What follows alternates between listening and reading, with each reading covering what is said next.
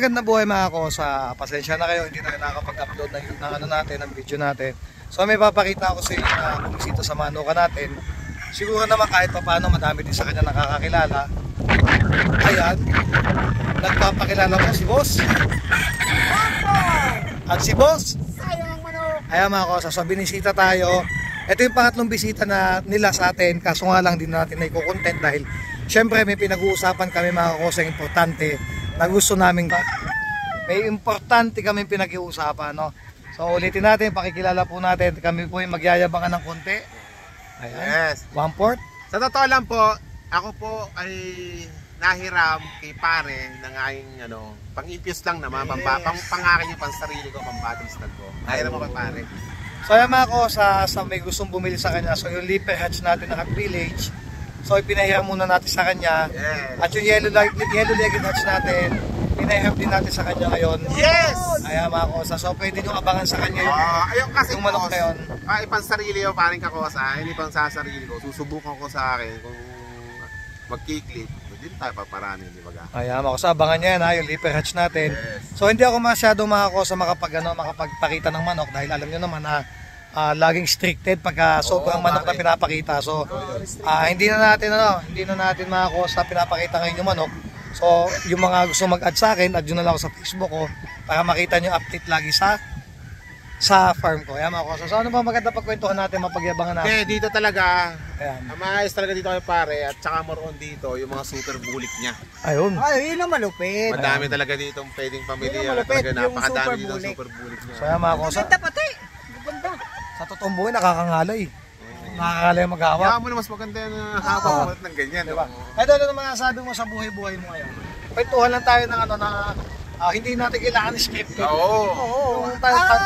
Masasabi ko sa buhay ko ngayon, hindi masaya dahil sa pagbablog, iba-iba na nagiging kakilala. Yes. Gaya ni Idol Kakosa, yan. Hindi ko makakilala yan kung hindi ako nagbablog at maraming nagiging kaibigan. Yes, kapag sa manok. Ayan. Sa pagmamanok kasi, mga tol, sa pagmamanok, dyan mo makikita yung mga kaibigan. Although hindi naman lahat tunay, pero real talk lang tayo, hindi naman lahat tunay. Pero dumadami yung kaibigan mo kahit paano, saka nakikilala mo. Kaya mga kosa, masarap magmanok pero sa tamang proseso. Yes! Yan. Pero kung gusto may gusto kang tama. Sa lahat po ng mga breeder na katulad ko, ako kahit small breeder pa lang ako, nagsisimula, alam niyo yan, nagsisimula pa lang ako, hindi ako tulad ni Kakosa, dekada na. Ako, alam ko, important din yung mga pinagsimulan kong manok, pero be honest lang, maging honest din ako kasi nakakaawa yung mga bibili sa inyo. Na hindi nyo naman sasabihin, hindi naman tunay na linyada yung binibenta nyo. Ayun ang masakit. Pinaghihirapan nila yan, pinag-iipunan. Ayun ang masakit.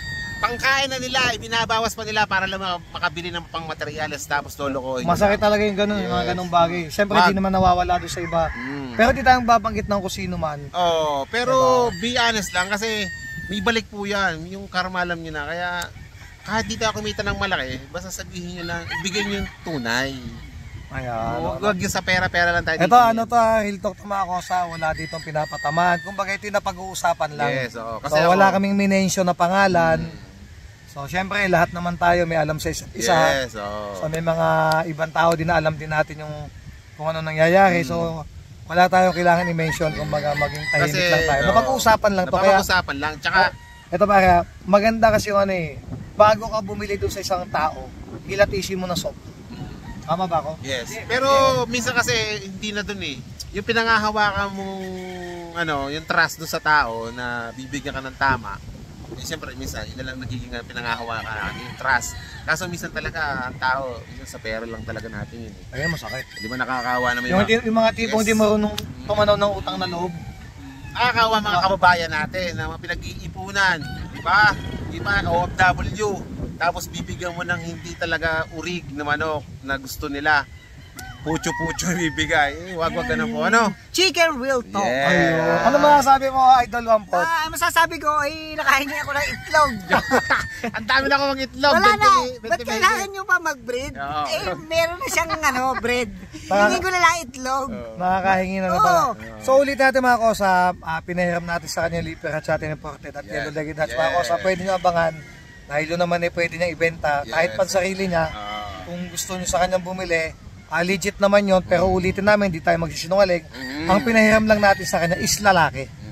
Yun So yun. mangyayari dyan, crosses yung kanya mga kosa. Yes. Saan mo pa yung balaki cross yung liver Yung natin? yung yellow leg guards, ibabangga kayo sa imported ko na 5K. Yo, 5K. Tapos yung liver hats, ibabangga ko naman yon sa jogod ko. Ayun, yan mga kosa. Ayan. Puta, nakangalay. Nakangalay. Medyo nakangalay, meron kami kaso.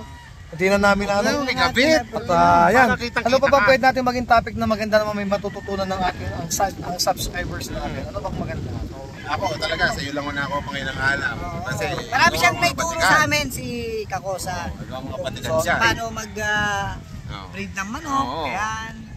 Oh, At nangangalay. saka, kung paano alagaan ng Oo, mga customer nangangalay. na, yung mga customer na dapat talaga, kung ano yung ibibigay mo, dapat ay quality. Yes. Kung ano yung lahi niya, yan. yan, abangan nyo, Tres Ganador ha. Siyempre, 4 lines GF, Mike Mendoza, Yes. sayang ang manok. Yes, abangan niyo mo kami. May laban And po, may laban po kami sa San Pascual. Yan, sa Pascual Mini Cockpit, kailan nga pala yun? May 19. Yan, Sa 19. Tukak, timbangan. minimum, 22K minimum. kaya bet. mga kosa, 60,000 and 2 hits. Yes, straight po yun ha. Ayun, ang maganda Kada doon. champion, 60 na 60. Straight yun. Yan mga kosa, San Pascual Mini Cockpit Batangas mga kosa. 2 hits ulutan, tukak timbangan mga kosa, 22K minimum bet, plus 60,000 Yan ang champion. kada champion. Yan. Pwede niyong punta kasi sigurado ako, madami mga big time na Yes, lalaban dyan. marami talaga. Ikaw! Hindi, Ikaw hindi. na number 1 ka. Huwag niyong yabakin yan, dito Tulog big kita. time.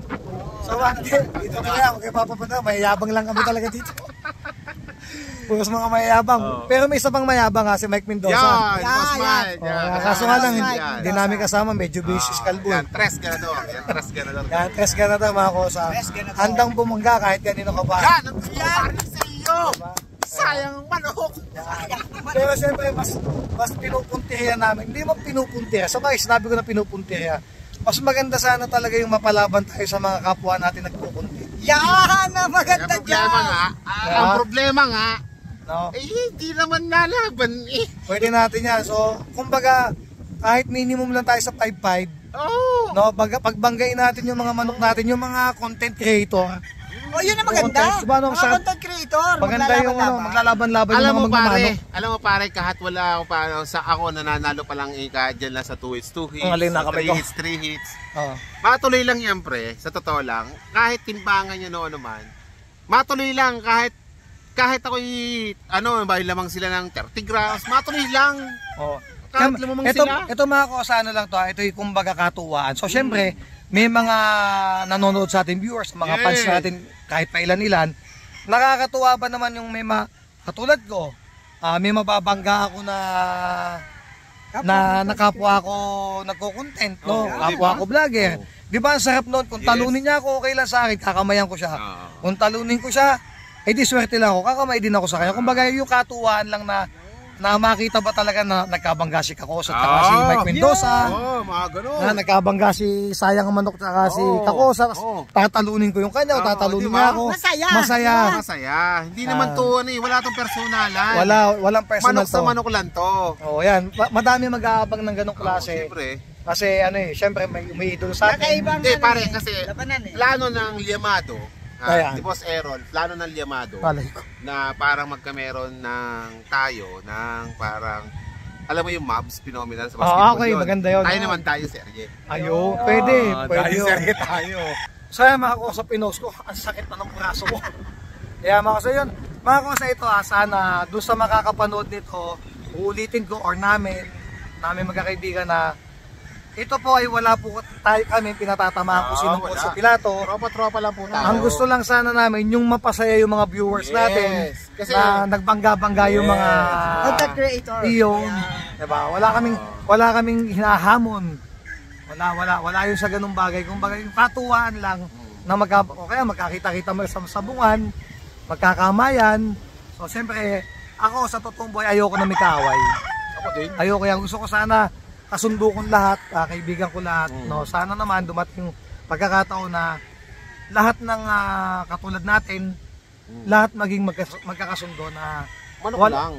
Manok-manok lang tsaka yung walang samaan ng loob. Manok lang ang pinag-aaway, hindi tao. Ayan. Kumbaga, Pangit din kasi yung mga ganung bagay. Mas maganda yung namumuhay tayo ng masaya. Laging pakakilala friendly tayo. game ano, friendly game lang lagi. Kaya so, yun mga kusa, ano ba pwedeng sabihin na pwedeng ano? At yun nga guys, abangan niyo po ang Trust Ganador. Ang Trust Ganador naman po ililibot sa inyong mga sabungan.